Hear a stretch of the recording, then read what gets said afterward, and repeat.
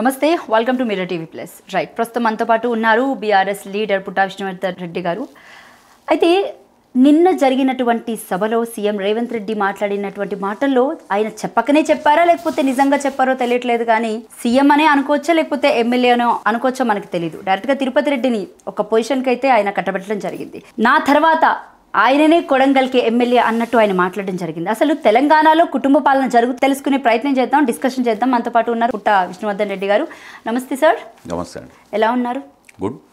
Okay, right. కుటుంబ పాలన విషయానికి వస్తే ఏం చెప్తారు? ఎందుకు గతంలో కాంగ్రెస్ పార్టీ ప్రతిపక్షంలో ఉన్నప్పుడు కుటుంబ పాలనని పదే పదే ఇటు కేసీఆర్ కుటుంబానికి సంబంధించి కూతురుకేమో ఎమ్మెల్సీ కట్టబెట్టారు, కొడుకుకేమో మంత్రి పదవి అని ఈ విధమైన మాటలు ఎక్కువగా వినిపించి వాళ్ళు అధికారంలోకి రావడం జరిగింది.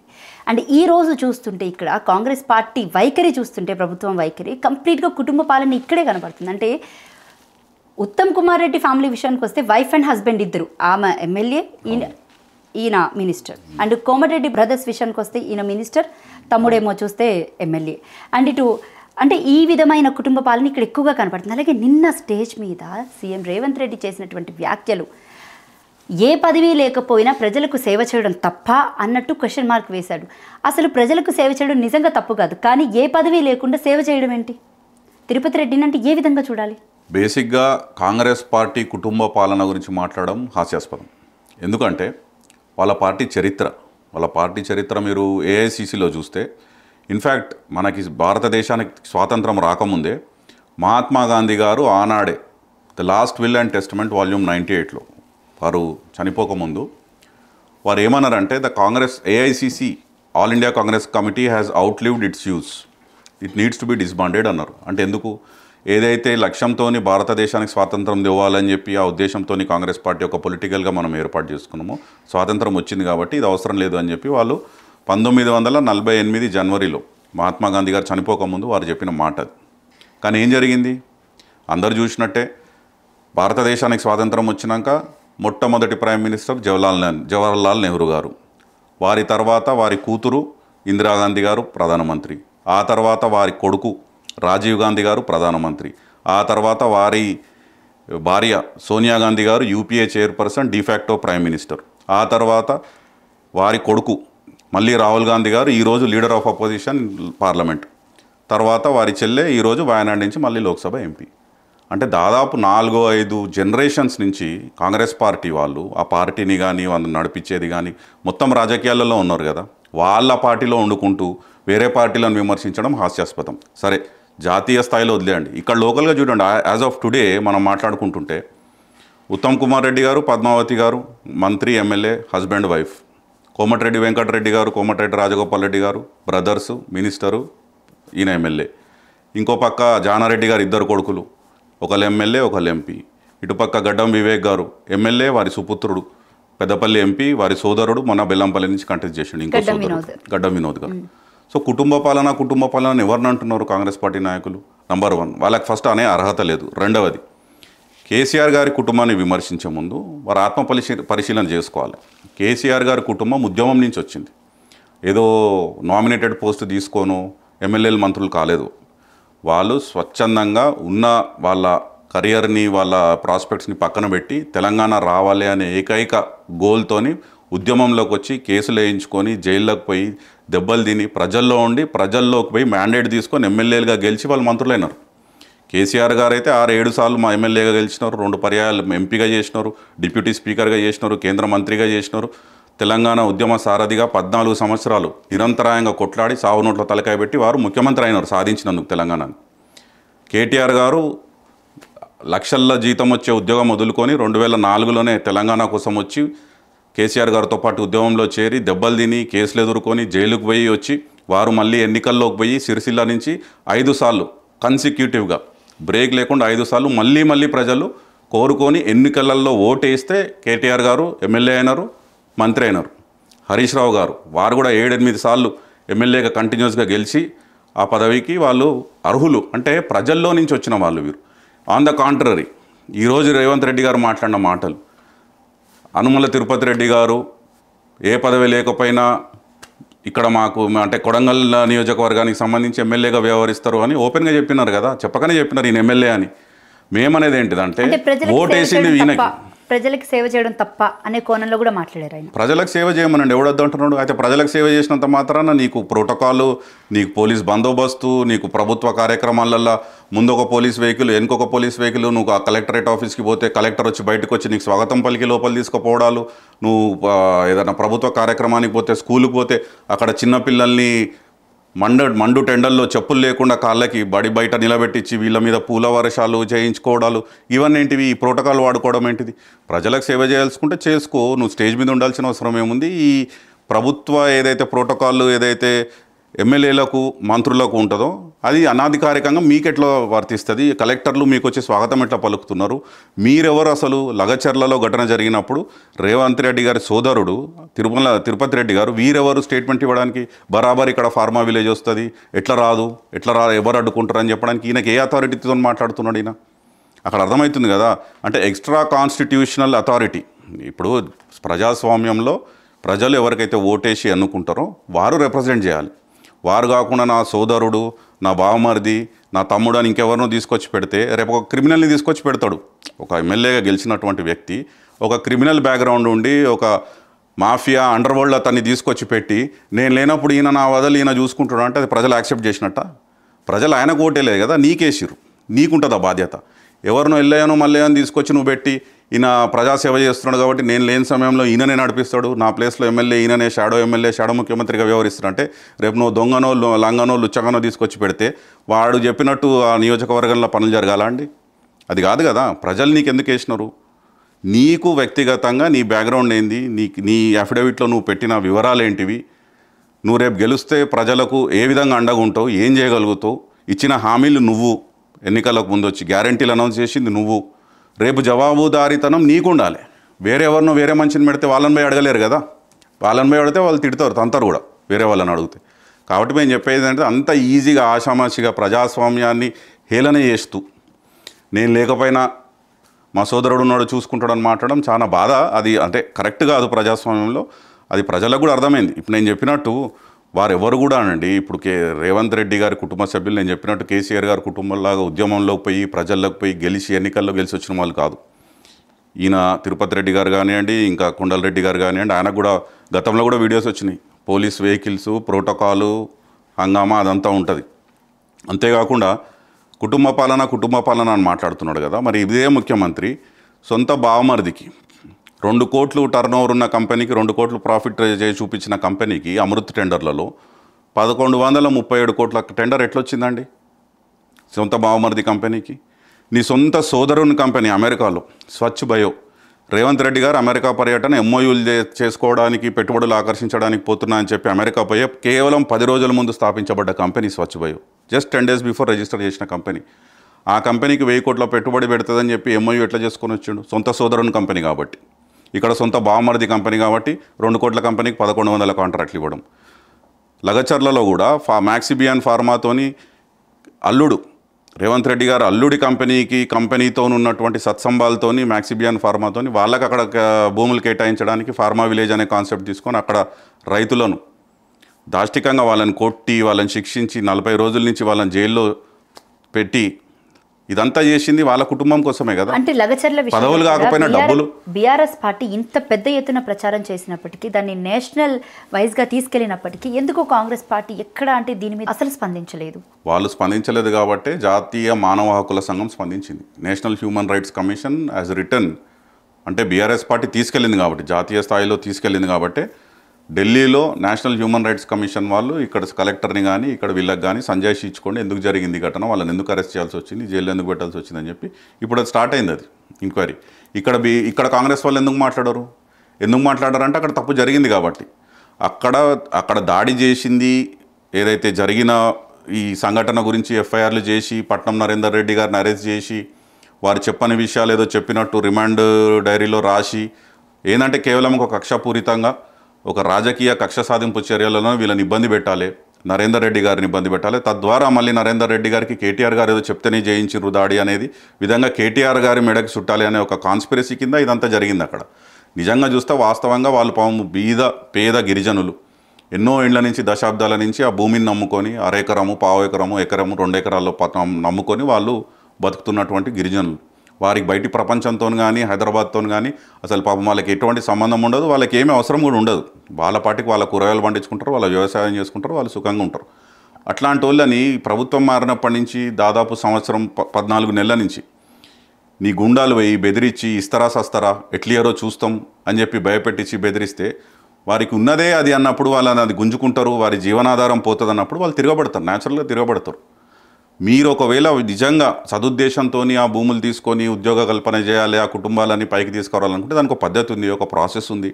ఆ కుటుంబ సభ్యులని మీరు మెప్పించాలి, వారికి మార్కెట్కి తగ్గట్టు వాళ్ళకి కంపెన్సేషన్ ఇవ్వాలి, వారి కుటుంబాల్లో ఒకరికి ప్రభుత్వ ఉద్యోగం కల్పించాలి, ఇతరతర వేరే రకం కూడా సహకరించాలి ప్రభుత్వం. ఇవన్నీ కాకుండా కేవలం బెదిరింపు ధోరణిలో ఇస్తావా ఇయ్యవా ఎట్లియవు మేము చూస్తామని చెప్పి బెదిరిస్తే ఎవరన్నా తిరగబడతారు కదండి ప్రజలు. ఆ లగచర్ల ఇన్సిడెంట్ ఏదైతే ఉందో దాన్ని కవర్ చేసింది బేసిక్గా మేమే ఆ రోజు. సో అంటే ఆ విషయాన్ని బయటికి పెట్టింది కూడా మేమే. అయితే అక్కడ కొంతమంది చెప్పినటువంటి మాటలంటే కొండలరెడ్డి ఆడోళ్ళ నడుము మీద కాళ్ళతో తన్ని బయటికి గెంటేసి ఏం చేసుకుంటారో చేసుకోండి, ఎట్టి పరిస్థితుల్లో ఇక్కడ ఫార్మా విలేజ్ వస్తుంది, ఎవడు ఏం పీక్కుంటాడో పీక్కోండి అని చెప్పేసి నెల రోజుల నుంచి తిరిగినా కూడా పట్టపట్ట మెడబట్టుకొని బయటికి గెంటేసామన్న మాటలు కూడా వినిపించాయి. అంటే ఈరోజు ఇంత బహిరంగంగా చెప్పాడంటే సీఎం రేవంత్ రెడ్డి నా అన్నే నా తర్వాత అన్నట్టు మాట్లాడాడంటే ఈ ఇన్సిడెంట్ విషయంలో కూడా వీళ్ళు ఒప్పుకున్నట్టేనా? నేను ఒకటే చెప్తాను ఈ విషయంలో, కొడంగల్ ప్రజలు ఆలోచించుకోవాలి. మీ నియోజకవర్గం ఎటువైపు పోతున్నది, ఎటువంటి వ్యక్తుల చేతుల్లో ఈరోజు కబంధ హస్తాల్లో కొడంగల్ అనే నియోజకవర్గం ఈరోజు అతలకుతలమవుతున్నది అన్నది కొడంగల్లో ఉన్న ప్రజానీకం ఓట్లు వేసిన వాళ్ళు ఆత్మవిమర్శ చేసుకోవాలి. ఎందుకంటే రేపు మళ్ళీ ఎన్నికలు వస్తే మళ్ళీ ఎన్నికల టైంలో వీళ్ళే వస్తారు, వీళ్ళే మాయమాటలు చెప్తారు, మసిపూసి మారడిగాయ చేస్తారు, గ్యారంటీలు అంటారు, డబ్బులు పంచుతామంటారు, అన్ని రకాలుగా ఓటర్లను ఇన్ఫ్లుయెన్స్ చేసే ప్రయత్నం చేస్తారు. కానీ ఈ జరిగిన ఏదైతే సంఘటన జరిగిందో ఇది కేవలం ఒక సంఘటన ఒక గ్రామానికే ఉంటుంది అని అనుకోకండి మీరు. రేపు ఇది చూసి చూడనట్టుంటే కొడంగల్ నియోజకవర్గంలో చైతన్యం లేక ఒకవేళ రాకపోతే మొత్తం నియోజకవర్గం దెబ్బతింటుంది. ఉట్టిగా చెప్తలేనని ఇది రాబోయే రోజుల్లో 110%. ఈరోజు కేవలం లగచర్లలో జరిగిన ఘటన కేవలం కొడంగల్ వరకో లేకపోతే తెలంగాణ వరకో కాదు, యావత్ భారతదేశంలో కూడా దీని గురించి చర్చ జరిగింది. తెలంగాణలో ఇట్లా అరాచకం జరిగింది, ఇట్లా అన్యాయం జరిగింది, గిరిజనుల మీద ఇట్లాంటి దాష్టికం మీరు చెప్పినటువంటి దాష్టికాలు జరిగినాయి అని చెప్పేసి కేవలం ఇక్కడ కాకుండా జాతీయ స్థాయిలో ఆ చర్చ జరిగింది. కాబట్టి నేషనల్ హ్యూమన్ రైట్స్ కమిషన్ జాతీయ మానవ హక్కుల సంఘం స్పందించి ఈరోజు వివరణ కోరింది. రానున్న రోజుల్లో చూద్దాం ఎట్లాంటి శిక్ష పడుతుందో, మరి జాతీయ మానవ హక్కుల సంఘం ఏం చర్యలు తీసుకుంటుంది, ఇక్కడ ప్రవర్తించినటువంటి అధికారిక యాంత్రాంగం కానివ్వండి, రాజకీయ నాయకులు కానీ మరి వాళ్ళకి ఎట్లాంటి శిక్ష పడుతుందో వేచి చూద్దాం. రైట్. అయితే దావోస్ వెళ్ళిన తర్వాత 1,78,000 కోట్లు పెట్టుబడులు తీసుకొచ్చినటువంటి వైనంగా అనిపించింది సీఎం రేవంత్ రెడ్డి. ఓకే, తీసుకొచ్చారు, అవి ఎందుకు ఖర్చు పెడతారో లేకపోతే ఏం చేస్తారో అనేది ఫర్దర్గా వాళ్ళు చెప్తారని వేచి చూద్దాం. అయితే ఆ తెచ్చినటువంటి పెట్టుబడుల గురించి నేను ఈ మాట అనొచ్చలేదో నాకు తెలియదు, కానీ ఆ సెల్ఫ్ డబ్బా ఏదైతే ఉందో ఆ పెద్ద పెద్ద హోర్డింగ్స్ పెట్టుకోవడం అవి ప్రభుత్వ నిధులతో పెట్టుకున్నారనే అనుకోవచ్చు, లేకపోతే కాంగ్రెస్ పార్టీ వాళ్ళు సొంతంగా హోర్డింగ్స్ పెట్టించారనే అనుకోవచ్చా ఇట్లా ప్రతిపక్ష వాళ్ళ మీద? ఇప్పుడు వాళ్ళు ఏం వెనకకు పోవట్లేదు. ప్రభుత్వ సొమ్మును ఎట్లా వృధా చేయాలి, అడ్వర్టైజ్మెంట్ల మీద మీరు అన్నట్టు స్వయం డబ్బా ఎట్లా కొట్టుకోవాలి, ఇది భయంకరంగా ఎన్నికల్లో గెలిచినప్పటి నుంచి ఈ రోజు వరకు నిరంతరాయంగా కాంగ్రెస్ ప్రభుత్వం చేస్తుంది. మీరు చూడండి, మహారాష్ట్రలో ఎన్నికలకు పోతే అక్కడ కూడా దాదాపు 300 కోట్లు ఖర్చు పెట్టి మహారాష్ట్రలో అడ్వర్టైజ్మెంట్ చేసినారు. ఇక్కడ ఇంప్లిమెంట్ చేయని గ్యారంటీలు అక్కడ ఇంప్లిమెంట్ అయిపోయినట్టు, అంటే మహారాష్ట్ర ప్రజలను బురిడి కొట్టేయడానికి కేవలం ఎన్నికల కొరకు ఫుల్ పేపర్ కలర్ అడ్వర్టైజ్మెంట్లు. కేసీఆర్ గారు ఇచ్చిన ప్రభుత్వ ఉద్యోగాలను కూడా వీళ్ళు కేవలం నియామక పత్రాలు ఇచ్చుకుంటా దానికి కూడా పెద్ద పెద్ద కలర్ పేపర్ అడ్వర్టైజ్మెంట్లో న్యూస్ పేపర్స్లో అడ్వర్టైజ్మెంట్ చేసి ఎల్బీ స్టేడియంలో పెద్ద మీటింగ్ పెట్టి దాని పెద్ద ఏదో వీళ్ళు సొంతగా సాధించినట్టు. అదేవిధంగా ఈరోజు దావోస్ పర్యటన కూడా దాని తర్వాత ఈ 1,78,000 కోట్లు ఏదైతే తీసుకొచ్చామని చెప్తున్నా అంత త్రాష్, అది అంత బోగస్. అది ఎందుకంటే మీకు కేవలం ఒకటే క్వశ్చన్ అడుగుతాను నేను. గత సంవత్సరం కూడా రేవంత్ రెడ్డి గారు దావోస్ పోయి వచ్చినప్పుడు 40,000 కోట్లు సాధించినాము అని చెప్పి గొప్పగా చెప్పుకున్నారు. తీరా సంవత్సరం తర్వాత తిరిగి చూస్తే ఈ రోజుకి 40 పైసలు కూడా అవి గ్రౌండ్ కాలేదు, ఎక్కడ కూడా ఆపరేషన్ స్టార్ట్ కాలేదు. మేము ఉట్టిగానే చెప్తలేం. ఈ 40,000 కోట్లలో వాళ్ళు చెప్పిన దాంట్లో 12,400 కోట్లు అదానీతో చేసుకున్నటువంటి ఎంఓయూ. సో ఈ 14 నెలల్లో అదానీ ఎప్పుడు కూడా తెలంగాణకు వచ్చింది లేదు, కొత్తగా ఏదన్నా పరిశ్రమ మొదలుపెట్టింది లేదు, ఒక ఉద్యోగం క్రియేట్ చేసింది లేదు. ఆ 1,200-400 కోట్లు ట్రాష్ అది అదానీతో చేసుకుంది. ఇంకొక ఒప్పందం గోదీ ఇండియా లిమిటెడ్ అని చెప్పేసి 8,500 కోట్లు పెట్టుబడి పెడుతుందేమని ఎంఓయూ చేసుకున్నారు దావోస్లో గత సంవత్సరం. తీరా ఈ 14 నెలల్లో చూస్తే ఆ గోదీ ఇండియా కంపెనీ అనే దానికి దిక్కుదివానం లేదు. ఎందుకంటే ఆ కంపెనీ ఫైనాన్షియల్స్ చూస్తే ఎవరన్నా ఆ కంపెనీ చూపించింది 27 లక్షల రూపాయల లాస్. సో 27 లక్షల రూపాయలు లాస్ ఉన్న కంపెనీ 8,500 కోట్లు పెట్టుబడి పెడుతుందని చెప్పి ఎంఓయూ చేసుకున్నామని చెప్పి ఇక్కడ పుంకాలుగా రాసే పేపర్లు ఉన్నాయి కాబట్టి, చూపించే టీవీలు ఉన్నాయి కాబట్టి వాళ్ళు ఇట్లే పెద్ద ఎత్తున ప్రచారం చేసుకున్నారు. కానీ రియాలిటీ ఏంటిదంటే ఆ కంపెనీ ఇప్పటివరకు రాలేదు, పెట్టుబడి పెట్టలేదు, ఒక ఉద్యోగం క్రియేట్ కాలేదు. నంబర్ 3 JSW అనే కంపెనీ 1500 మెగావాట్ల storage capacity pumped storage plant పెడతామని చెప్పి దానికోసం 9,000 కోట్లు పెట్టుబడి పెడతామని చెప్పి దావోస్లో ఎంఓయూ చేసుకుంది రేవంత్ రెడ్డి గారితోనని చెప్పి ప్రచారం చేసుకున్నారు. తీరా కంపెనీ ఏందని చూస్తే 2022లోనే కేటీఆర్ గారు ఐటీ ఇండస్ట్రీస్ మినిస్టర్ ఉన్నప్పుడే వాళ్ళు చేసుకున్నటువంటి ఒప్పందం అది. ఇదే 1500 పంప్డ్ స్టోరేజ్ మెగావాట్ల పంప్డ్ స్టోరేజ్ ప్లాంట్, దాంతో 9,000 కోట్ల పెట్టుబడి తెలంగాణలో పెట్టుకుంటామని JSW అఫీషియల్గా ట్వీట్ చేసి నేషనల్ న్యూస్ పేపర్లో వచ్చిన ఆర్టికల్స్ ఉన్నాయి 2022లో. సో ఇది రేవంత్ రెడ్డి గారు తెచ్చిన కొత్త పెట్టుబడి కాదు. అట్లనే ఇంకోటి ఉంది వెబ్ వర్క్స్ అని, 5,200 కోట్లు పెట్టుబడి పెడతాము తెలంగాణలో, డేటా సెంటర్ పెడతాము అని చెప్పి ఎంఓయూ చేసుకుంది అని చెప్పి ప్రచారం చేసినారు వాళ్ళు. ఈ కంపెనీ కూడా 2021-22లోనే కేటీఆర్ గారు ఐటీ పరిశ్రమల శాఖ మంత్రిగా ఉన్నప్పుడే ఈ ఒప్పందం జరిగింది. ఈ వెబ్ వర్క్స్ కంపెనీ 5,200 కోట్లు పెట్టుబడి పెడతానని 2022లోనే నేషనల్ మీడియాలో వచ్చిన న్యూస్ ఆర్టికల్స్ ఉన్నాయి. ఎవరైనా పోయి చూసుకోవచ్చు, అప్ ఫర్ స్క్రూటినీ. సో ఇప్పుడు వాళ్ళు చెప్పిన 40,000 కోట్లలో గత సంవత్సరం 12,400 కోట్లు అదాని, 8,500 కోట్లు ఫ్రాడ్ గోధి ఇండియా అనే ఫ్రాడ్ కంపెనీ, 9,000 కోట్లు JSW, 5,200 కోట్లు వెబ్ వర్క్స్. ఇవన్నీ కలిపితే దాదాపు 37,000-38,000 కోట్లు. అంటే 40,000 కోట్లలో 37,000-38,000 కోట్లు మేము చెప్పేసినాం కదా. Either they are with fraud companies, మీరు చేసుకునే ఎంఓయూస్, ఆర్ గతంలో వచ్చిన పెట్టుబడులనే కేసీఆర్ గారి ప్రభుత్వంలో వచ్చిన పెట్టుబడులనే మళ్ళీ మేము కొత్తగా తెచ్చినామని చెప్పి ప్రజలకి కొత్తగా చూపించడం. అంతే, పాత కూడా కొత్త సున్నం వేసినట్టు మళ్ళీ అవే పెట్టుబడులు మళ్ళీ నేను అదే చెప్తున్నా. ఈ 1,78,000 కోట్లలో ఈ సంవత్సరం జరిగిన దాంట్లో కూడా ఒకవేళ ప్రభుత్వానికి చిత్తశుద్ధి ఉండి మేము తెచ్చినవి నిజంగా పెట్టుబడులు ఇవి నిజంగా అయితే నిజంగానే మేము దాదాపు 49,000-50,000 ఉద్యోగాలు క్రియేట్ చేస్తున్నాము ఈ తెచ్చిన పెట్టుబడుల ద్వారా అంటే ఒక వైట్ పేపర్ రిలీజ్ చేయండి, ఒక శ్వేతపత్రం CMO నుంచి రావాలి. ఈ కంపెనీలు ఎప్పుడు పెట్టుబడి పెట్టబోతున్నాయి, ప్రణాళిక ఏంది, ప్రభుత్వం తరఫున మీరు ఏమి ఇన్సెంటివ్స్ ఆఫర్ చేసినారు, ఎక్కడ పెట్టుబడి పెట్టబోతున్నారు, ఎక్కడ పరిశ్రమలు వస్తున్నాయి, తద్వారా ఎంతో ఉపాధి ఉద్యోగాలు క్రియేట్ అవుతున్నాయి అనేది ఒక వైట్ పేపర్ ఇవ్వమనండి. ఎందుకు ఇయ్యరు? కేవలం ఒక నంబర్ పెట్టుకొని ఫ్యాన్సీగా 1,78,000 అడ్వర్టైజ్మెంట్ చేసుకొని పేపర్లలో అడ్వర్టైజ్మెంట్ చేసి హోర్డింగ్స్ పెడితే అయిపోతుందా? కాదు కదా. అలాగే మేహాంట్ కంపెనీతో కుదుర్చుకున్నటువంటి ఒప్పందాలు ఏవైతే ఉన్నాయో అండ్ అలాగే ఇప్పుడు మూసీకి సంబంధించి రీజెనరేషన్ ఏదైతే ఉందో అది మేహాంట్ కంపెనీకి ఇవ్వబోతున్నారు అని కూడా తెలుస్తుంది. సో దీని మీద మీ కామెంట్ ఏంటి సార్? నేను చెప్పేది ఇంతకుముందు చెప్పినట్టు కేవలం దావోస్ పెట్టుబడులే కాదు. మీరు అన్నట్టు మంచి ప్రశ్న అడిగారు. ఈ మెయిన్ హార్ట్ అనే కంపెనీకి DPR కోసం 146 crores 146 కోట్లు ఆల్రెడీ ప్రభుత్వం వెచ్చించింది. ఈ మెయిన్ హార్ట్ కంపెనీ ఎవరిదండి? ఒమార్ షహజాద్ అని వారు పాకిస్తాన్లో 3,000 కోట్ల స్కామ్ చేసిండ్రు అని చెప్పేసి అక్కడ ప్రభుత్వం కేసు పెడితే ఇంటర్పోల్ రెడ్ కార్నర్ నోటీస్ ఇచ్చినటువంటి సంస్థ అది. It's Singapore based company. But అక్కడ కూడా పాకిస్తాన్లో కూడా ఇట్లాంటిది ఏదో రివర్ ఫ్రంట్ డెవలప్మెంట్ ప్రాజెక్ట్ కింద వాళ్ళు అంచనాలు పెంచేసి స్కామ్ చేసినారు అని చెప్పి అక్కడ 3,000 కోట్ల ఆరోపణలు ఎదుర్కొని ఇంటర్పోల్ నోటీస్ ఉన్నటువంటి కంపెనీని మీరు పిలుచుకొని 146 కోట్లు ఇచ్చేసి DPR తయారు చేయమని రేపు బహుశా వాళ్ళు DPR ఇచ్చినాక వాళ్ళకి వేసి ఉండొచ్చు కాంట్రాక్ట్ కూడా. అనుమానాలు ఏం లేవు మాకు. రెండవది, మొన్న సింగపూర్కి పోయినప్పుడు దావోస్ కన్నా 2 రోజుల ముందు సింగపూర్లో ఉన్నారు ముఖ్యమంత్రి గారు. అక్కడ కూడా ఒమార్ షహజాద్ గారిని ఇదే మెయిన్ హార్ట్ కంపెనీ వారితో మీటింగ్ జరిగినట్టు ఒక ఫోటో బయటకు వచ్చింది. మరి ఎందుకు జరిగింది? అది ఫ్రాడ్ కంపెనీ, దాని మీద ఇంటర్పోల్ నోటీస్ ఉంది అని తెలిసి కూడా వాళ్ళనే పిలిచి వాళ్ళకే మీరు కాంట్రాక్ట్ అప్పచెప్పి DPR చేయమని చెప్పి మళ్ళీ బయట దేశానికి పోయినప్పుడు మళ్ళీ వాళ్ళతోనే చర్చలు చేయాల్సిన అవసరం ఏముంది? దాని మీద క్లారిఫికేషన్ ముఖ్యమంత్రి గారు ఇవ్వాలి. రెండవది, అదే సింగపూర్ పర్యటనలో క్యాపిటల్ ల్యాండ్ అనే కంపెనీ తెలంగాణలో 450 కోట్లు పెట్టుబడి పెట్టబోతుంది IT పార్క్స్లో అని చెప్పి అదొక ప్రచారం చేసుకున్నాం. తీరా చూస్తే అది 2021-22లోనే capital land executive director Manohar గారు హైదరాబాద్లోకి వచ్చి వారు చెప్పిన స్టేట్మెంట్ ఏంటిదంటే తెలంగాణలో హైదరాబాద్లో కనీవిని ఎరగనటువంటి అభివృద్ధి మేము చూసినాము గత 5-8 సంవత్సరాలలో. అంటే 2014 నుంచి 21-22 వరకు అసలు Hyderabad has competed with the best in చైనాలో ఎప్పుడైతే ఎకనామిక్ స్పర్ట్ గ్రోత్ ఉండేనో, బెస్ట్ సిటీస్కి ఏవైతే ఎదిగినాయో ఆ గ్రోత్తో పాటు మేము ఆ గ్రోత్ని చూస్తే మళ్ళీ హైదరాబాద్లో అట్లాంటి గ్రోత్ కనబడ్డది PRS ప్రభుత్వంలో కేసీఆర్ గారి నాయకత్వంలోని.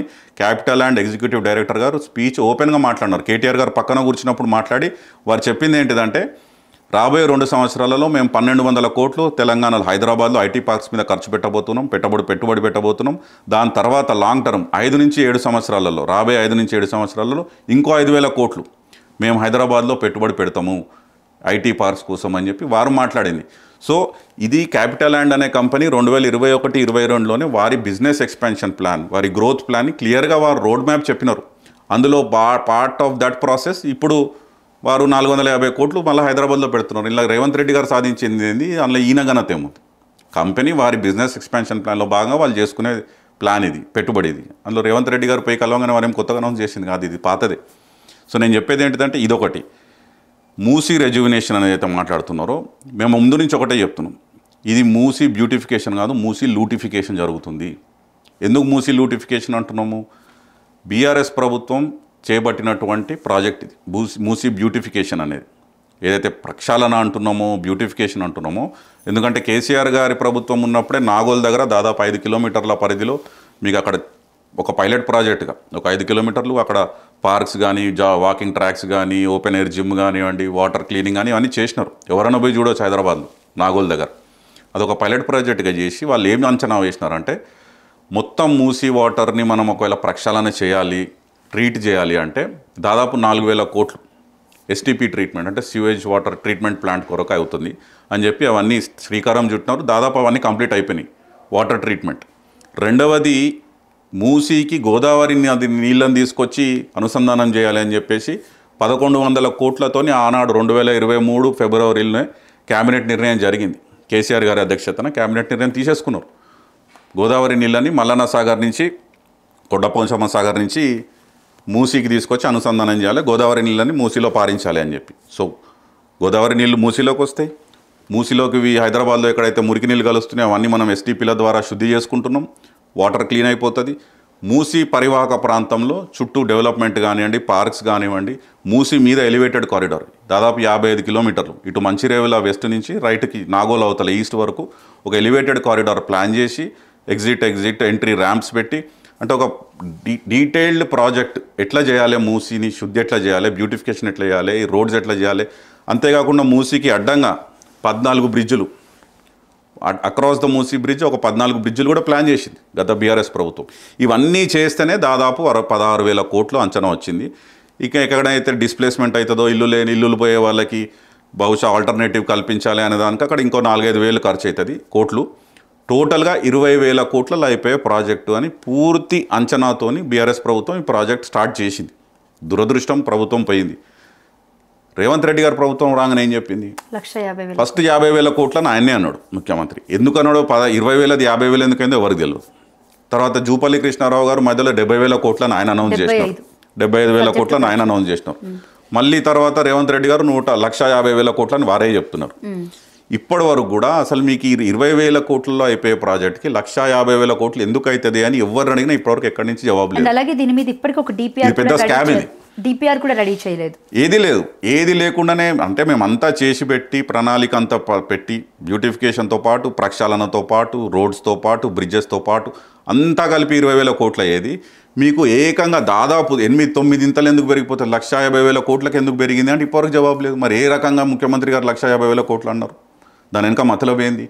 అందులో మరి మీరు మెయిన్ హార్ట్ కంపెనీకి ఇవ్వబోతున్నారా, మెగా కృష్ణారెడ్డికి ఇవ్వబోతున్నారా, ఎవరికి ఇవ్వబోతున్నారు? మీకేం లాభం జరగబోతున్నది? ప్రజలకి ఒకటేనండి, ప్రజలు ఒకటే కోరుకుంటున్నారు. మాకు మీరు ప్రాజెక్టు కట్టడంలో అభ్యంతరం లేదు, కాకపోతే 30-40 సంవత్సరాలకి వెళ్ళి నివాసం ఉంటున్నటువంటి బీదవాళ్ళు కానీ పేదవాళ్ళు కానీ ఆ పరివాహక ప్రాంతంలో మీరు అడ్డగోలుగా రాత్రికి రాత్రి వచ్చి బుల్డోజర్లను పంపించి మేము ఇరగొడతాము, ఎవడడ్డం వచ్చినా మేము చూస్తాం. సేమ్ లగచర్లలో జరిగినట్టే హైదరాబాద్లో మూసీ పరివాహక ప్రాంతంలో కూడా కొన్ని రోజులు జరిగింది. మీరు ఈ పాయింట్ మాట్లాడారు కాబట్టి నేను ఇక్కడ ఇంకొక పాయింట్ తీసుకొస్తాను.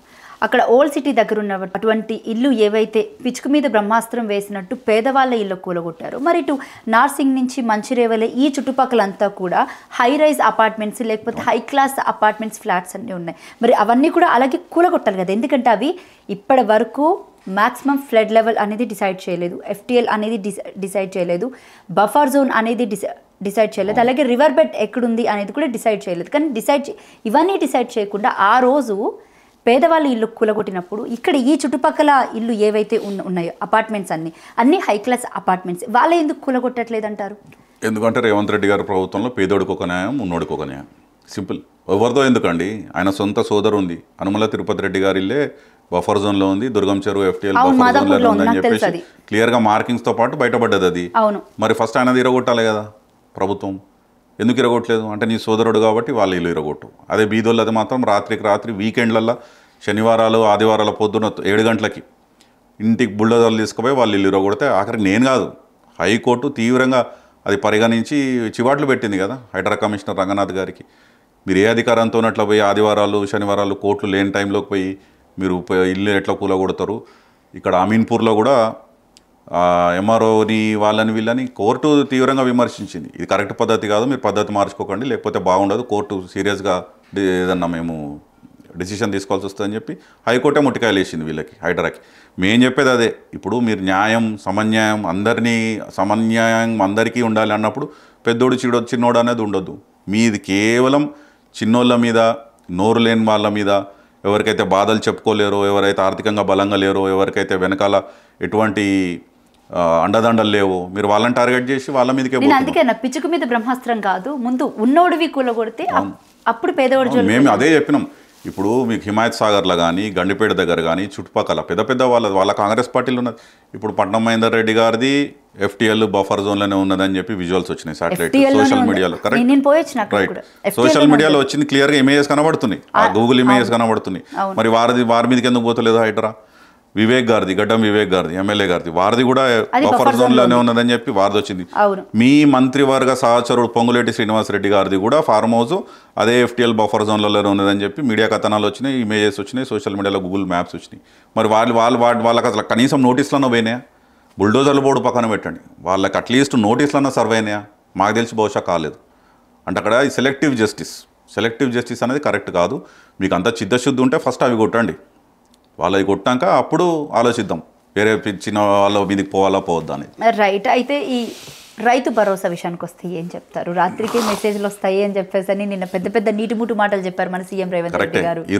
అసలు రైతులంతా ఈ రోజు అయితే సెల్ ఫోన్లు పట్టుకొని ఇట్లా చూస్తున్నారు, మెసేజ్ వస్తుందా. కేసీఆర్ ప్రభుత్వంలో మేము అంటుండే రైతు భరోసా, రైతు బంధు అనేది టంగు సెల్ ఫోన్లలో మెసేజ్లు వస్తాయని చెప్పి, ఈయన రేవంత్ రెడ్డి గారు ఏమన్నా టకీ అని వస్తుందని చెప్పి నేను స్టేజ్ మీద మాట్లాడడం.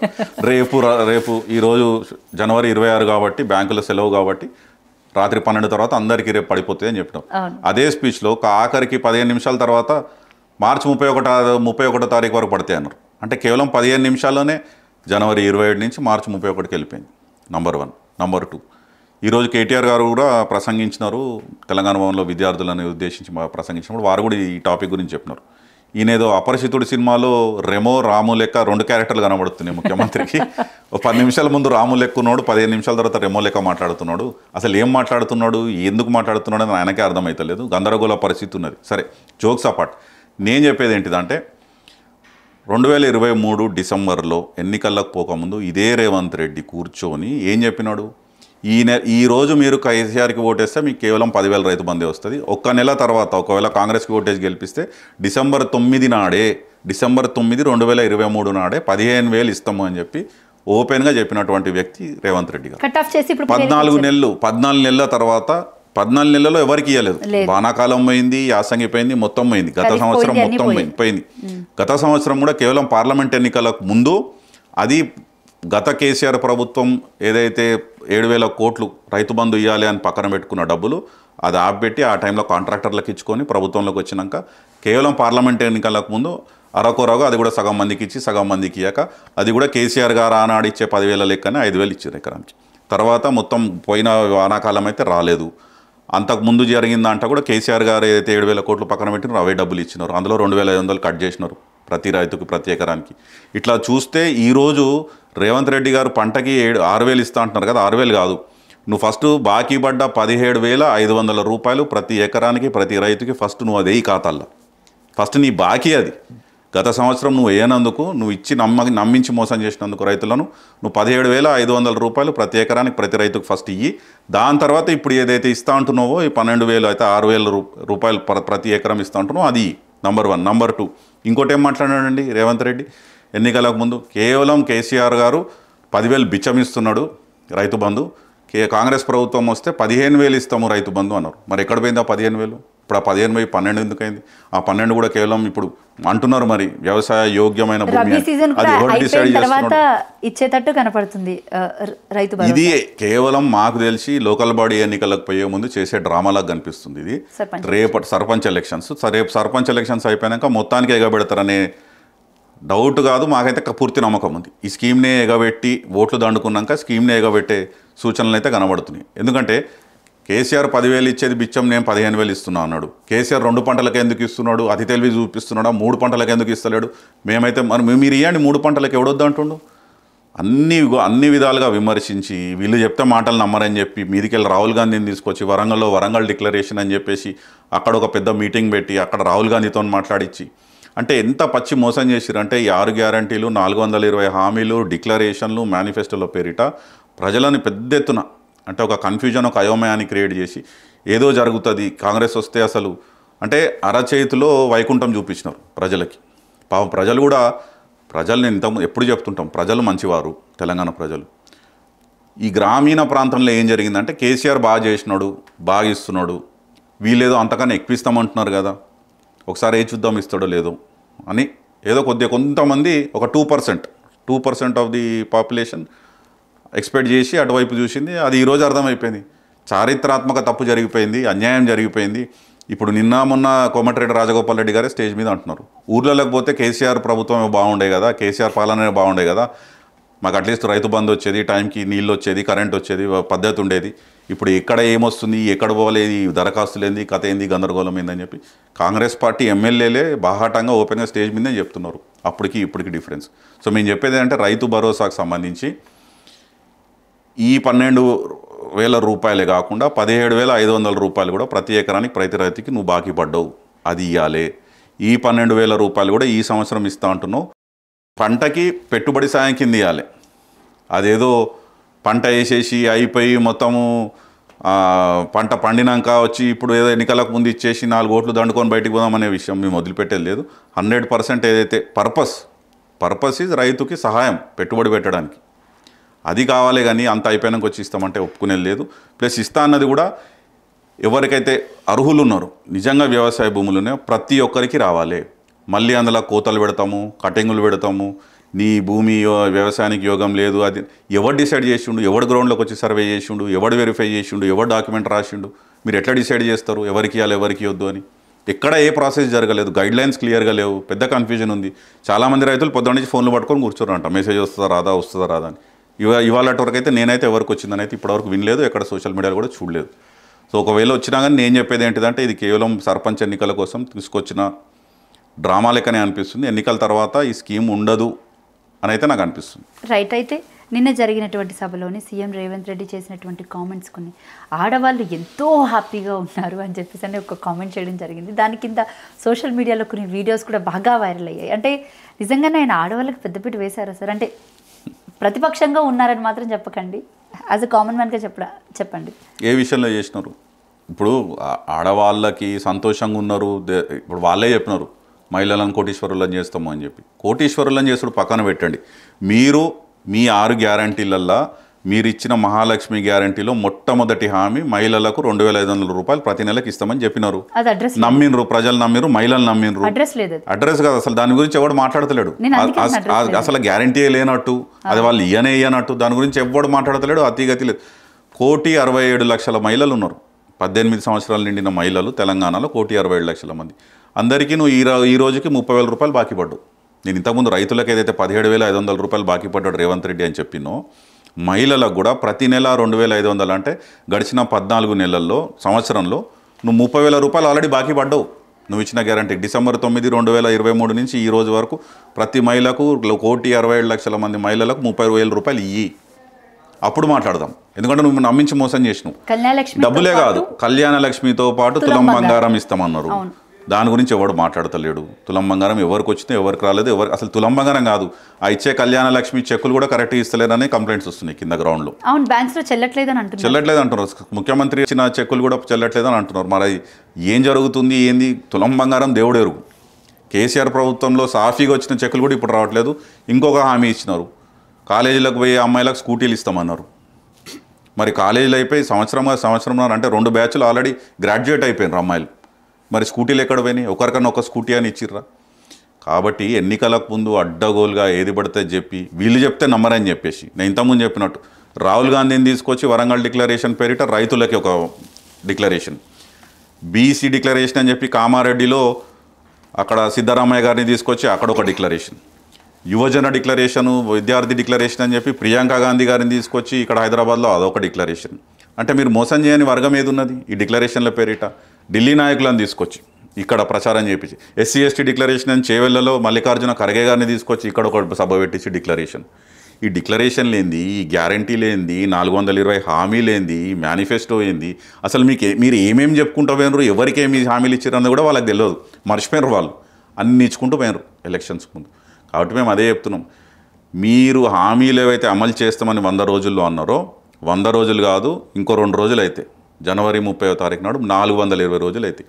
సో మీ 420 హామీలకి ఈ జనవరి 30కి 420 రోజులు నిండుతాయి. మీ దరిద్రపు గొట్టు పాలన ఎట్లుంది అంటే ఈ గత 14 నెలల్లో దాదాపు 400 మంది రైతులు ఆత్మహత్య చేసుకొని చనిపోయారు తెలంగాణ రాష్ట్రం. అలాగే స్టూడెంట్స్ కూడా మీకు విద్యార్థులు కూడా ఫుడ్ పాయిజనింగ్ కానివ్వండి, ఇతరతర కారణాల వల్ల ఆత్మహత్యలు కానీ, గురుకుల విద్యార్థులలో 55 నుంచి 60 మంది విద్యార్థులు చనిపోయారు మీ దరిద్రపు గొట్టు పరిపాలనలో. మీ దరిద్రపు గొట్టు పరిపాలనలో దాదాపు 90-95 మంది ఆటో డ్రైవర్లు ఆత్మహత్యలు చేసుకున్నారు. మీ దరిద్రపు గొట్టు పరిపాలనలో ఈ గత 14 నెలల్లో 35 మంది చేనేత కార్మికులు ఆత్మహత్య చేసుకొని బలవన్మరణానికి పాల్పడ్డారు. ఇంతమంది చనిపోతున్నారు అంటే మీకు ఇంకా అంతా బాగానే ఉంది, మేము కోటీశ్వరులను చేసేసినాం, మహిళలు ఆనందంగా ఉన్నారు, యువకులు ఆనందంగా ఉన్నారు అంటే ఇక్కడ నమ్మడానికి ఎవడు పిచ్చోడు లేడు. ఎప్పటికప్పుడు మేము వెంబడి పడతాం. మీరు ఇచ్చిన గ్యారంటీలు, మీరు ఎన్ని అటెన్షన్ డైవర్షన్ టాక్టిక్స్ చేసినా గతంని 14 నెలల నుంచి మేము చూస్తున్నాం. ప్రభుత్వంలోకి రాగానే కాళేశ్వరం కుంభకోణం జరిగిందని కాళేశ్వరం అని చెప్పేసి దాని మీద ఒక judicial enquiry justice PC Ghosh గారి నాయకత్వాన ఒక కమిషన్ కూర్చోబెట్టినారు. 14 నెలలు అవుతుంది. దాని మీద ఏం జరిగింది, ఏం కొండందవి కనీసం ఎలకనన్నా బట్టిరా అంటే ఇప్పటివరకు ఏం లేదు. కేవలం రాజకీయంగా వాడుకున్నారు. కాళేశ్వరం ఏటీఎం, కాళేశ్వరం కుంభకోణం, 1,00,000 కోట్లు, 5 అడ్డగోలుగా మాట్లాడిన తప్ప మీరు కమిషన్ కూర్చోబెట్టినారు. మరి ఇప్పటివరకు ఏం జరుగుతుందనేది తెలియదు. రెండవది విద్యుత్ కొనుగోలులో కూడా ఏదో అవకతవకలు జరిగినాయి, పెద్ద ఎత్తున భారీ స్కామ్ జరిగిందని చెప్పి విద్యుత్ కొనుగోళ్ల మీద కూడా జస్టిస్ మదన్ లోకూర్ గారి కమిటీని ఒకటి ఎంక్వైరీ కమిషన్ని కూర్చోబెట్టినారు. అది జరుగుతుంది. కొన్ని రోజులు ఫోన్ ట్యాపింగ్ అన్నారు. ఫోన్ ట్యాపింగ్ చేసిర్రు అని చెప్పేసి అదొక 4-5 వారాలు అదొక డ్రామా. మీడియాలో కానీ, సోషల్ మీడియాలో కానీ, ప్రింట్ మీడియాలో కానీ అదొక అటెన్షన్ డైవర్షన్ స్కీమ్. అది కొన్ని రోజులు నడిపించినారు. తర్వాత కేటీఆర్ గారిని వ్యక్తిగతంగా కొండా సురేఖ గారితో అనవసర వ్యాఖ్యలు ఇప్పించి క్యారెక్టర్ అసాసినేషన్ చేసే విధంగా సమంత మీద అంటే పేర్లు ఎందుకులేండి, అది ఒక ఎపిసోడ్, అటెన్షన్ డైవర్షన్ ఎపిసోడ్ అది నడిపించినారు. తర్వాత మళ్ళీ కేసీఆర్ గారి కుటుంబ సభ్యులు బావమరిది ఇంట్లో రైడ్ చేయించి వాళ్ళు ఏదో దివాళీ ఫంక్షన్ చేసుకొని గృహప్రవేశం చేసుకోలేదని వాళ్ళు ఫ్యామిలీ గెట్ టుగెదర్ చేసుకుంటే అక్కడికి పోయి రైడ్ చేసి అక్కడేదో దొరికింది, అక్కడేదో చేద్దామని చెప్పి రేవ్ పార్టీ అని చిత్రీకరించారు. అనుకూలంగా ఉన్నటువంటి మీడియా ఛానళ్ళు ఉన్నాయి కాబట్టి తమ్నెయిల్స్ చేసినారు, ఏదో చూపించారు. తీరాల ఆఖరికి ఏం దొరకలేదు, అక్కడ ఏం జరగలేదని చెప్పి అక్కడికి పోయి రైడ్ చేసినటువంటి అధికారులే ఓపెన్గా చెప్పినటువంటి వైనం. తర్వాత ఇప్పుడు ఫార్ములా ఈ తాజాగా ఫార్ములా ఈలో కూడా ఏదో జరిగిపోయింది, రేపు అరెస్ట్ అవుతారు, మాపు అరెస్ట్ అవుతారు, ఎల్లుండి అరెస్ట్ అవుతారు అని చెప్పి కొన్ని రోజులు అది విపరీతంగా ప్రచారం చేశారు. దాని మీద కూడా ఇప్పటివరకు మీరు ఏం విచారణ జరిగింది, మరి ఏం దొరికింది మీకు ఏంది అనేది ఎక్కడ కూడా ఎవరికి ఏం తెలియదు. కాబట్టి అక్కడ అంటే కేసే లేదండి. ఈ కేసు లేని దగ్గర కేసు క్రియేట్ చేస్తే ఇట్లే ఉంటుంది. అబాస పాలవుతారు, నవ్వుల పాలవుతారు. రేపటి రోజు ప్రజల్లో మీరు చులకనైపోతారు. కాబట్టి ఈ పిచ్చి ప్రయత్నాలు చేసి అటెన్షన్ డైవర్ట్ చేయాలి, ప్రజల దృష్టిని గ్యారంటీల మీద నుంచి మేము ఇచ్చిన హామీల నుంచి మరల్చి ఈ డ్రామా నడిపించాలి. తద్వారా పక్కన మేము చేసుకునే ఏదైతే దాచుకునే కార్యక్రమం జరుగుతుందో అది చేసుకుంటూ పోవచ్చు సాఫీగా, ప్రజల దృష్టి లేకుండా చేద్దాం అనుకుంటే ప్రతిపక్షంగా, బాధ్యత గల ప్రతిపక్షంగా ప్రజల పక్షాన 100% మీరు ఇచ్చిన హామీలను అడుగుతాం, మిమ్మల్ని ప్రజాక్షేత్రంలోకి అడుగుతాం, వెంబడి పడతాం. మీరు ఇచ్చిన గ్యారంటీలు, హామీలు అమలు చేసే వరకు వదిలే ప్రసక్తి లేదు. మధ్యకాలంలో మా మీద డైరెక్ట్గా యూట్యూబ్ జర్నలిస్టుల మీద, లేకపోతే రిపోర్టర్స్ అంటారో జర్నలిస్టులు అంటారో మీ ఇష్టం, బీఆర్ఎస్ ముద్ర వేసేసి మా ఫోటోలు మార్ఫింగ్లు చేసేసి సోషల్ మీడియాలో ఇష్టం వచ్చినట్టు పెడుతున్నారు. రావణాసురుడికి 10 తలలు అన్నట్టు కొంతమంది, వాళ్ళ పేర్లు కూడా అవసరం లేదు అందులో, ముఖ్యంగా అయితే విజయారెడ్డి లాంటి వాళ్ళు, లేకపోతే సరిత లాంటి వాళ్ళు, ఇలాంటి పెద్ద పెద్ద వాళ్ళను కూడా చిత్రీకరించి మా 10 తలలు కింద రావణాసురుడికి 10 తలలు అన్నట్టు చూపించారు. ఏ విధంగా చూడొచ్చు సార్? అంటే ఒక పార్టీకి జర్నలిస్టులు అంటగట్టడం ఎంతవరకు కరెక్ట్ అసలు? అది అంటే అది లేఖితనం. కాంగ్రెస్ పార్టీ భావదారిద్ర పార్టీ. వాళ్ళకి అంటే జర్నలిస్టులు మీరు దేని గురించి కొట్లాడుతున్నారు? ఇప్పుడు మీరు కానీ, విజయారెడ్డి గారు కానీ, వీరేదైతే అంటున్నారో బీఆర్ఎస్ పార్టీ జర్నలిస్ట్ అని చెప్పేసి మీరు ఎవరి గురించి కొట్లాడుతున్నారు? ప్రజాక్షేత్రంలో ప్రజల సమస్యలని మైకు పట్టుకొని కెమెరాలు పట్టుకొని వెళ్ళి చూపిస్తున్నారు. ఇప్పుడు విజయారెడ్డి గారి ఎగ్జాంపులే తీసుకుంటే కొండారెడ్డిపల్లిలో రుణమాఫీ జరిగిందా లేదా కనుక్కుంటామని చెప్పి వెళ్ళినారు. అది తప్పెట్లయితుంది? అదే బీఆర్ఎస్ పార్టీ కోసం పనిచేస్తున్నట్ట. ఇప్పుడు వాళ్ళ సొంత ముఖ్యమంత్రి పుట్టిన ఊరు, అక్కడ ఈయన ముఖ్యమంత్రి స్టేజ్ల మీద 100% అయిపోయింది, రుణమాఫీ 100% అవుతుంది, నిజంగానే 100% చేస్తే భయం ఎందుకు? జర్నలిస్టులు పోనీయండి, ఢిల్లీకి వెళ్ళి ఎవరన్నా రానియండి, మైకులు పట్టుకొని కెమెరాలు పట్టుకొని వాళ్ళ మీద దాడి చేయించి ఊర్లోకి పోనీయకుండా. ఇప్పుడు జర్నలిస్టు చేసే పని జర్నలిస్టులు చేస్తున్నారు. కేవలం ప్రజల పక్షాన వీళ్ళు మాట్లాడుతున్నారు, ప్రజల సమస్యలని ప్రభుత్వం దృష్టికి తీసుకొస్తున్నారు అని చెప్తే మీకు అంత అసహనం ఉండి అంత సంకుచిత మనస్తత్వంతో, నేరో మైండెడ్నెస్తో వీళ్ళని పర్సనల్గా టార్గెట్ చేద్దాము, వీళ్ళకు పార్టీ రంగును పూసేద్దాము అని కూడా నాకు తెలిసి ఇది వీళ్ళది కాదండి. వీళ్ళ స్ట్రాటజీస్లను తయారు చేసుకుంటారు, బయటికి వెళ్ళి వాళ్ళు డబ్బులకు వచ్చి పనిచేసిపోతారు. నాకు తెలిసి సునీల్ కానుగోలు ఎవరో ఉన్నారు, ఎన్నికలకు ముందు కూడా విపరీతమైనటువంటి దుష్ప్రచారం చేసిరు వాళ్ళు తెలంగాణకు వచ్చి. కేసీఆర్ గారిని మార్పు చేసి వీడియోస్ చేపించి సోషల్ మీడియాలో ఇదే విధంగా ఎవరినో యాక్టర్ని పెట్టి చిల్లరగా చేసి క్యాంపెయినింగ్ చేసినారు. ఈ సునీల్ కనుగోలు ఇంకా వాళ్ళు వేరే వాళ్ళు టీం ఉంటారు, బయటకు వెళ్ళి వచ్చి ఇదంతా చేసిపోతారు. నాకు తెలిసి ఇది కూడా అంతా బయటకు వెళ్ళి వాళ్ళకి ఎవరైతే డబ్బులు ఇస్తున్నారో స్ట్రాటజిస్ట్ల పేర్ల మీద వాళ్ళు వచ్చి వాళ్ళు చెప్పే మనుషులు, వాళ్ళ కింద ఉన్న మనుషులతో ఇవన్నీ చిల్లర ప్రయత్నాలు చేపిస్తున్నారు. కానీ నేను చెప్పేది ఒకటే, మీరు ఇట్లాంటి వాటిని పట్టించుకోకూడదు. మీరు ఏదైతే పని చేస్తున్నారో ప్రజల పక్షాన ప్రజా సమస్యలను మీరు బయటికి తీస్తున్నారు. ప్రజలకు అంటే ఇప్పుడు మీడియా అనేది 4th పిల్లర్ ఆఫ్ డెమోక్రసీ. డెమోక్రసీలో మీరు కూడా చాలా ఇంపార్టెంట్ పొజిషన్లో, ఇంపార్టెంట్ రోల్లో ఉన్నవాళ్ళు. వీళ్ళకి భయపడి వీళ్ళు మార్పు చేస్తారు, వీళ్ళు లేకపోతే మాకు ఒక పార్టీ కలర్ అంటిస్తారు అని చెప్పి, అంటే మీ చిత్తశుద్ధి మీకు తెలుసు, మీకు మనస్ఫూర్తిగా మీరు దేనికోసం పనిచేస్తున్నారు, ఒక బాధ్యత గలటువంటి సమాజంలో ఒక బాధ్యత గల ఉన్నటువంటి జాబ్ మీరు చేస్తున్నారు రెస్పాన్సిబుల్గా. మీరు 100% మీరు చేయండి. ఈ చేసే చిల్లరగాన్లు చేస్తూనే ఉంటారు. యాక్చువల్గా చేసింది అంటే కాంగ్రెస్ పార్టీ చేసింది. ఈ తీన్మార్ మల్లన్న లాంటి వాళ్ళని వాళ్ళని వీళ్ళని పెంచి పోషించి పొద్దున్న లేస్తే రాత్రి వరకు కేవలం కేసీఆర్ గారిని తిట్టాలి, వ్యక్తిగతంగా దూషించాలి, వాళ్ళ కుటుంబ సభ్యుల మీద హేళన చేస్తూ మాట్లాడాలి. ఇదే జరిగింది కదా కాంగ్రెస్ పార్టీ ప్రతిపక్షంలో ఉన్నప్పుడు. వాళ్ళు పెట్టిందే జర్నలిస్టులుగా యూట్యూబ్ ఛానల్గా పెట్టుకొని పొద్దున్న లేస్తే బూత్ పురాణం తిట్లే. ఇప్పుడు అట్లాంటిది ఏం జరుగుతలేదే. ఇప్పుడు ఏం జరుగుతుంది? ప్రభుత్వం చేసే తప్పిదాలని, ప్రభుత్వ లోపాలని జర్నలిస్టులుగా మీరు బయటకు చెప్తున్నారు. ఇది తప్పు జరిగింది, ఇది జరగకూడదు జరుగుతుంది. దాంట్లో కేవలం ప్రతిపక్ష పార్టీని టార్గెట్ చేయాలి కాబట్టి మీ అందరికి అదే రంగు వేస్తాము.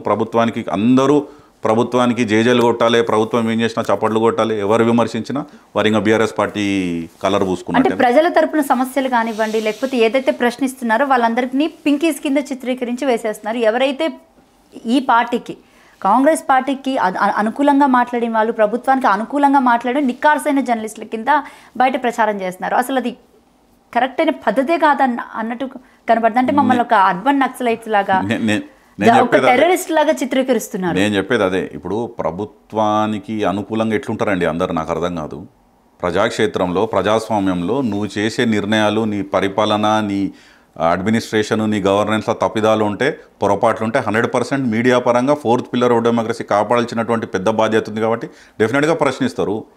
ప్రధాన ప్రతిపక్ష పార్టీగా మేము కూడా ప్రశ్నించాలి. అంటే ప్రజలు ఇచ్చిందే ప్రధాన ప్రతిపక్ష పార్టీ పోస్ట్ ఇచ్చిందే అందుకు కదండి. ప్రభుత్వం చేసే తప్పుదాలను ఎత్తి చూపాలి, ప్రజల పక్షాన నిలబడాలి, ప్రజా సమస్యలపైన కొట్లాడాలి, ప్రజలకు మీరు ఇచ్చిన హామీలు ఎందుకు అమలు చేయట్లేదని ప్రశ్నించాలి. మీరు చేస్తుంది కూడా అదే కదా. మీరు జర్నలిస్టులుగా మీడియా పరంగా మీరు చేస్తున్నారు, మేము పార్టీ పరంగా పొలిటికల్ పార్టీగా ప్రధాన ప్రతిపక్ష పార్టీగా మేము అడుగుతున్నాం. కాబట్టి ప్రతిపక్షంగా మాట్లాడే వాళ్ళు, అంటే మీకు ప్రభుత్వ తప్పిదాలను బయటికి చూపించే వాళ్ళు, మిమ్మల్ని ప్రశ్నించే వాళ్ళందరూ ఇదే ముఖ్యమంత్రి రేవంత్ రెడ్డి కొడంగల్లో ఓడిపోయినప్పుడు మల్కాజ్గిరికి వచ్చి పార్లమెంట్ ఎన్నికల్లో ఏం మాట్లాడాడండి? ప్రశ్నించే గొంతుకనవుతా, బీఆర్ఎస్ ప్రభుత్వానికి, కేసీఆర్ గారికి ఏదైతే ప్రభుత్వంలో తప్పిదాలు జరుగుతాయో నేను ప్రశ్నించే గొంతుగా ఉంటా, నన్ను నమ్మండి, నన్ను నాకు ఓటేయండి, నన్ను గెలిపియండి అని చెప్పి మాట్లాడాడు. మరి ఆ రోజు ప్రశ్నించే గొంతుకైనటువంటి నువ్వు ఈరోజు మేము ప్రతిపక్షంలో ఉండి మేము ప్రశ్నిస్తే ఎందుకు తట్టుకోలేకపోతున్నాను? ఇప్పుడు జర్నలిస్టులు కానీ, టీఆర్ఎస్ పార్టీ నాయకులు కానీ అందరి మీద కేసులు వేయడము, జర్నలిస్టుల మీద కూడా కేసులు వేస్తున్నారు. మా పార్టీలో ఉన్నటువంటి సోషల్ మీడియా కార్యకర్తలు పోస్టులు చేస్తే, వీడియోలు పెడితే వాళ్ళ మీద కేసులు వేసి జైలుకు పంపించే ప్రయత్నం చేస్తున్నారు. అంటే మీకు అంత అభద్రతాభావం ఎందుకు, అంత ఇన్సెక్యూరిటీ ఎందుకు?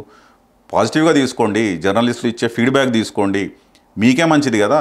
మీరు తప్పిదాలు జరిగి మీ వరకు మీ దృష్టికి రాకపోతే గ్రౌండ్లో ఏం జరుగుతుందో జర్నలిస్టులు చెప్తున్నారు, ప్రతిపక్ష పార్టీగా మేము చెప్తున్నాము, మీరు దాన్ని స్వీకరించి పాజిటివ్గా తీసుకొని దాన్ని ఎట్లా మనం మంచి చేసుకోవాలి, దాన్ని ఎట్లా ఓవర్కమ్ కావాలి, దాన్ని ఎట్లా మనం రెక్టిఫై చేసుకోవాలనే ఆలోచన ఉండాలి కానీ ఆ దృక్పథం ఉండాలి కానీ ఎవరైతే ప్రశ్నిస్తారో ఎవరైతే మా తప్పులను క్వశ్చన్ చేస్తారో వాళ్ళందరికీ మేము రంగులు పూస్తామంటే అది మంచిది కాదు. ప్రజాస్వామ్యంలో రాను రాను ప్రజలకు కూడా అందరికీ అర్థమైపోతుంది. ఇప్పుడు ప్రజలు కూడా ప్రజా సమస్యల మీద మాట్లాడి ప్రజల పోరాటం వైపు ఉన్న జర్నలిస్టులని డెఫినెట్గా వాళ్ళని ఎత్తుకుంటారు, నెత్తిన కూర్చోబెట్టుకుంటారు, వాళ్ళ వెంట ర్యాలీ అవుతారు. మీరు పెద్ద పట్టించుకోవాల్సిన అవసరం లేదు.